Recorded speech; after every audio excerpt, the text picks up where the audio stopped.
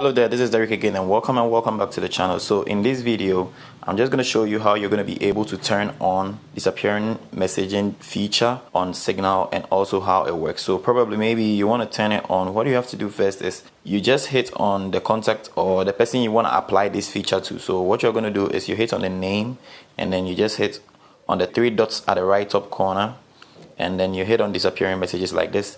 So after you hit on disappearing messages, this is the pop-up you're going to see.